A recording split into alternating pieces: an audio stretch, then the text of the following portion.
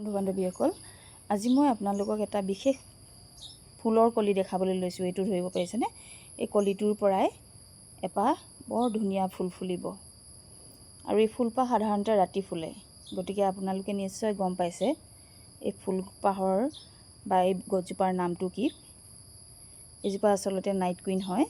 এতিয়া কেইদিনমানৰ আগতে কেইটামান ফুলি গৈছে, আকৌ কেইটামান কলি মাৰিছে। এটা এইটো আৰু এইফালে দুটা আছে, চাব দেই, মই দেখাম। আৰু নাইট কুইনটো আচলতে ৰাতি যিহেতু ফুলে, গতিকে সকলোৰে দেখাৰ সৌভাগ্য নিমিলে। যিসকলে সদায় মন কৰি থাকে তেওঁলোকে দেখি পায়। আৰু অসমীয়াত আমি বহুতে ইয়াক পাৰিজাত বুলি কওঁ। পাৰিজাতৰ ষ্টৰিটো আপোনালোকে নিশ্চয় জানে। শ্ৰীকৃষ্ণই তেখেতৰ পত্নী সত্যভামাক সৰগৰ পৰা আনি দিব লগা হৈছিল। আৰু পাৰিজাতৰ যি সুগন্ধি, এই সুগন্ধি সঁচাকৈ বহুত ভাল লাগে, বহুত ধুনীয়া লাগে গোন্ধটো।